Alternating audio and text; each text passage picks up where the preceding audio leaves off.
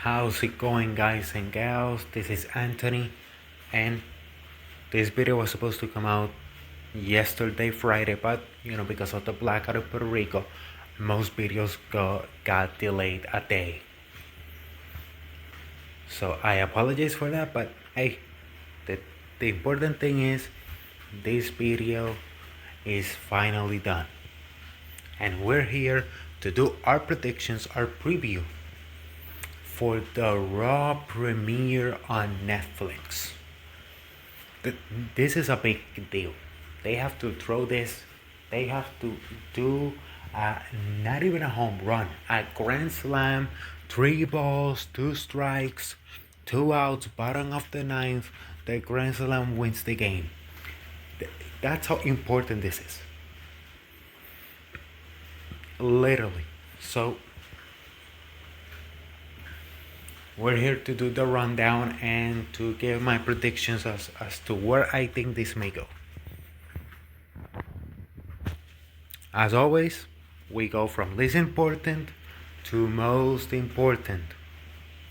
And if you like this type of content, remember to like, comment, share, and subscribe.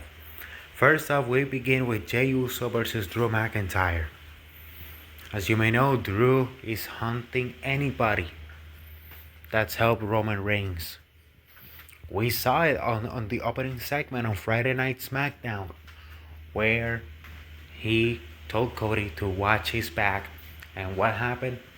Kevin Owens attacked him. So maybe the theory that's been going around by some fans of Drew McIntyre, Kevin Owens, and Seth Rollins being in cahoots may be 67% right in the Drew McIntyre and Kevin Owens part, because apparently the Seth Rollins heel turn plans have been cancelled, apparently, allegedly. So but obviously this started after Survivor Series. He attacked Jey Uso. He beat Sammy on the 37th edition of Saturday Night's Main Event on Nassau Coliseum. And now we are on the Raw premiere of Netflix, Jey Uso versus Drew McIntyre. Who do I think is gonna win here? Because of what may happen on Triple Combat, which that means no DQ. That means running after running. I think that Drew McIntyre is gonna pick up the win on this one, because he's also feuded with Jimmy Uso. So I think Jimmy and Drew is the match that they're building up for Saturday Night's Main for the 38th edition of Saturday Night's Main Event on January 25th on San Antonio, Texas.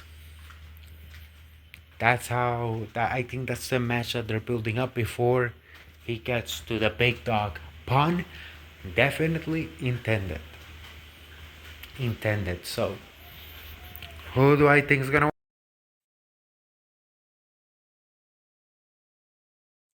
The person I think is gonna win is obviously Drew McIntyre, because I feel that Drew and Roman is the match for WrestleMania 41.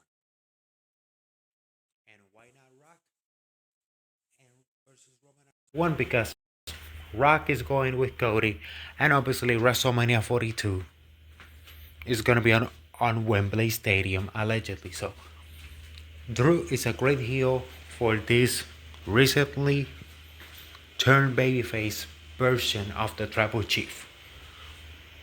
Great fall. Drew has shown in the feud with CM Punk that he's a great foil for babyfaces that are super over. So that's why I think Drew wins here, because you're not gonna want Drew to look weak if he's gonna go against Roman especially on Mania. Obviously, we have Logan Paul making an appearance He's gonna do a promo. We saw what happened on the Raw kickoff last week, last Wednesday. I mean Monday or was it Wednesday? I don't remember, but it was last week where Gunther's well, where Logan Paul said that his goal this year is to become the world heavyweight champion, and then Gunther came out and said, "Okay,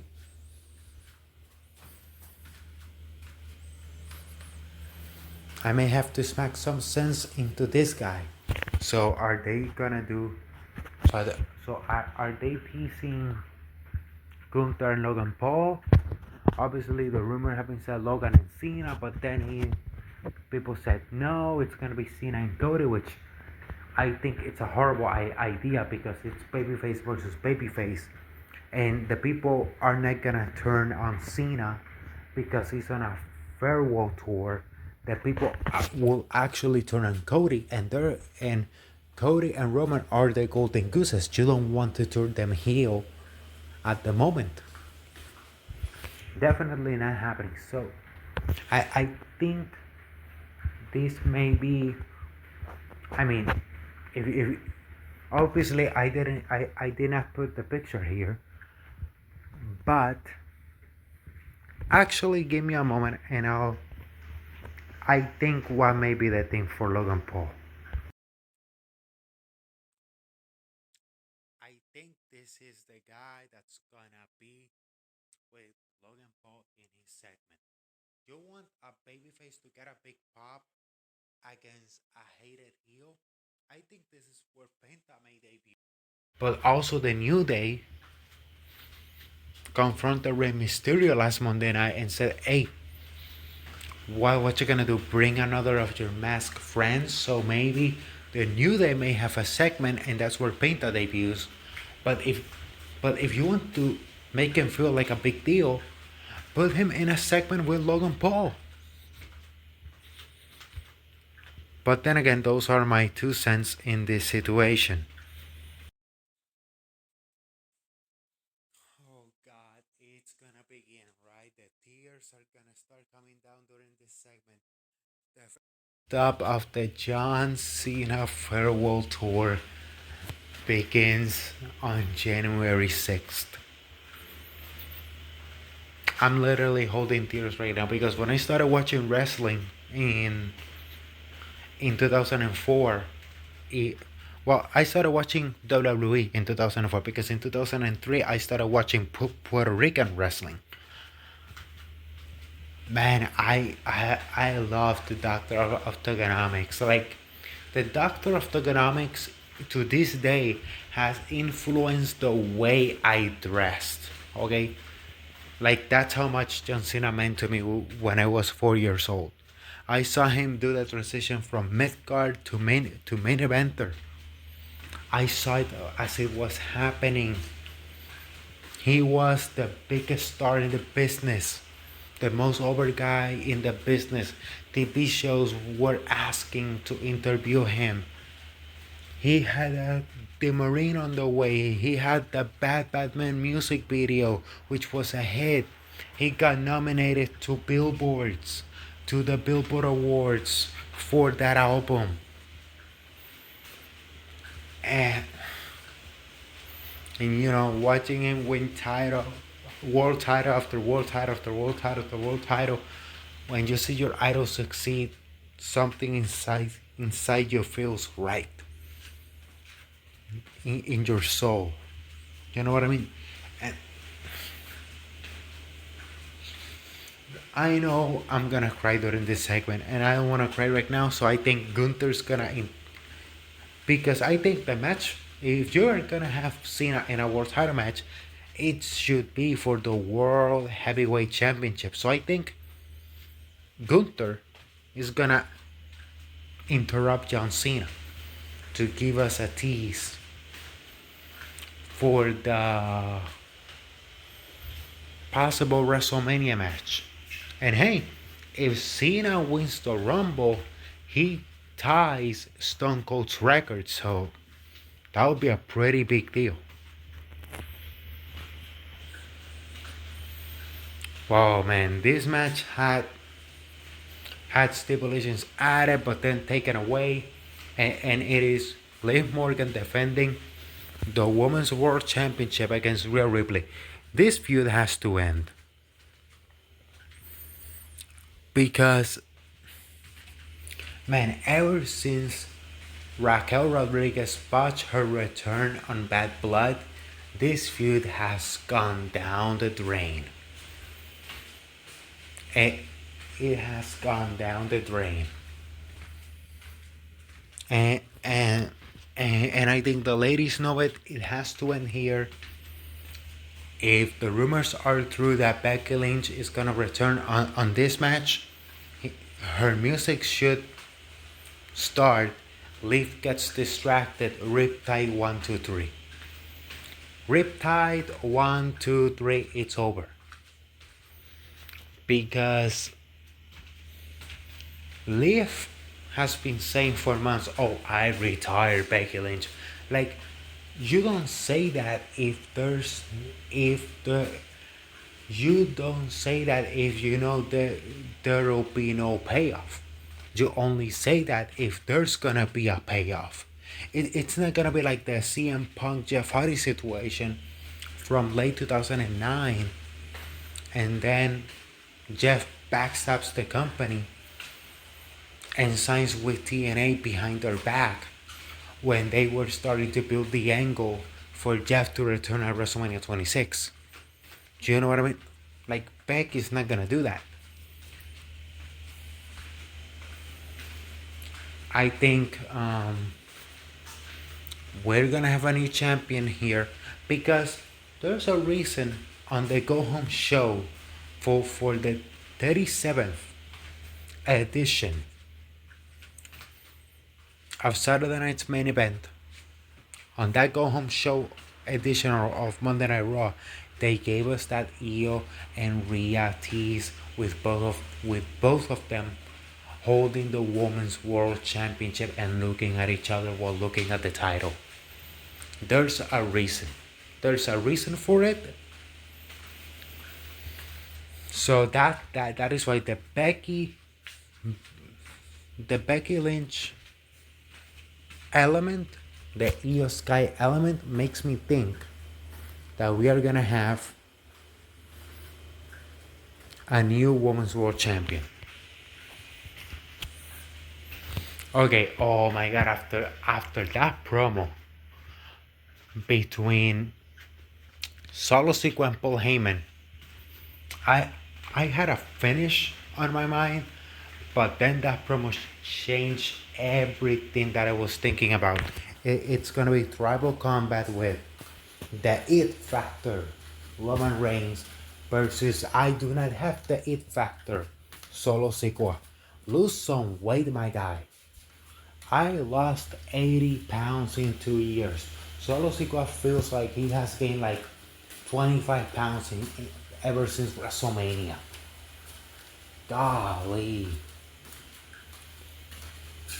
I was 250, now I am 170 something. He looks like he went from 225 to 250. It would be one thing if he had gained that weight for muscle, but no, it's body fat. But anyways, enough of my rant for Solo Sikoa, who doesn't look like a top guy. Obviously, we know the story.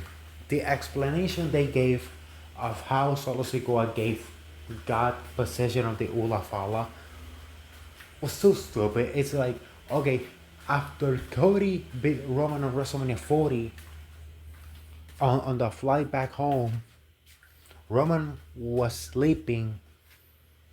Solo Sikoa was speaking through Roman's back and stole the Ula Fala. I'm like, how did he do that? Were there more people on the plane? On the jet, I have so many questions. How was he able to steal this through an airport, for example? Oh my god. Okay, but just look at how Roman Reigns looks here versus how Solo Sikoa looks. One looks like a star and one looks like a moron.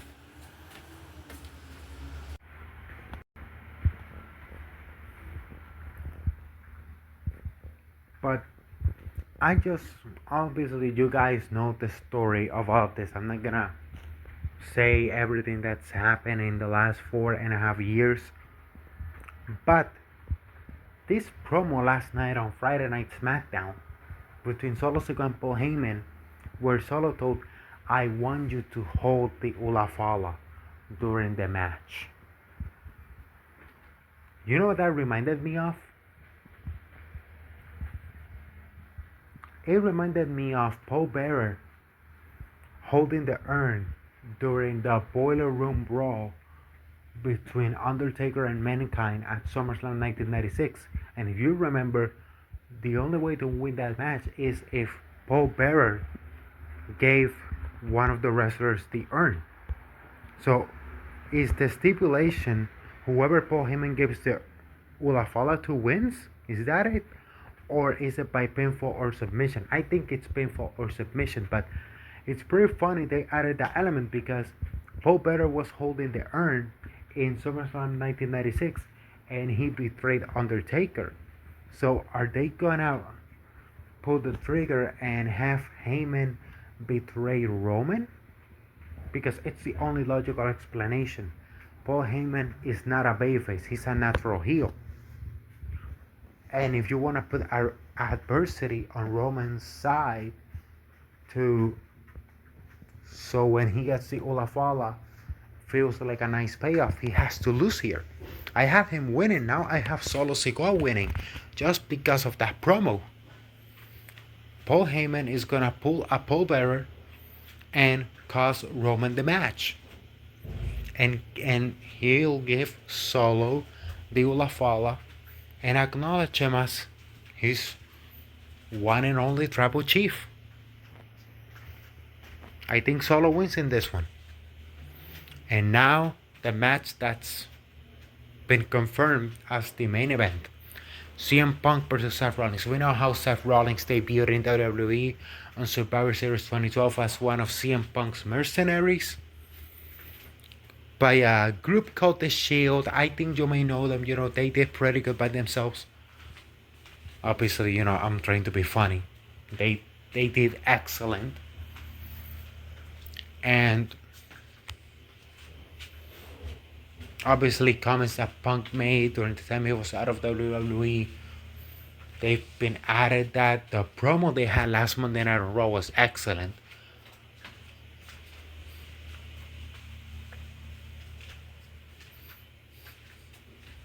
And I love the line that they used in one of the promos where it's so weird because when you look on who produced which segments and matches on Monday Night Raw, the only segment that didn't have a producer was this one.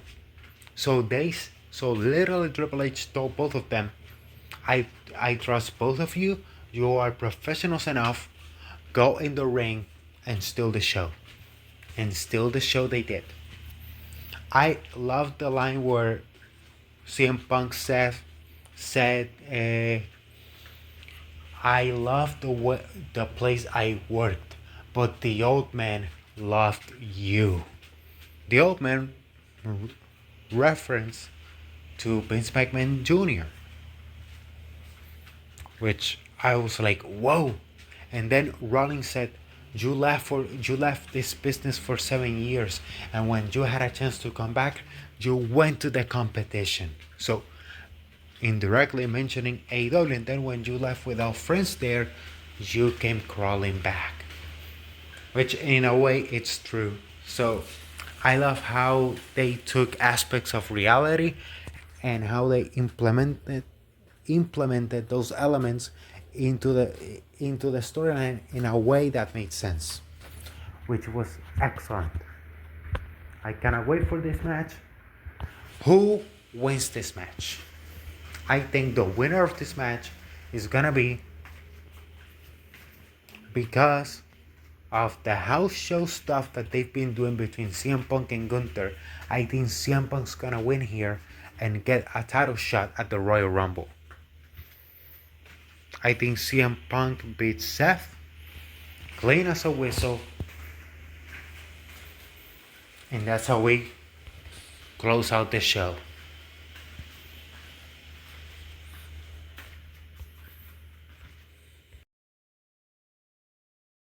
As always, guys, if you like this type of content, remember to like, comment, share, and subscribe. As I always say before I go, cherish beautiful moments with your family. Create beautiful memories, because life's too short, but those memories will last a lifetime. As always, this is Anthony signing off. Bye bye.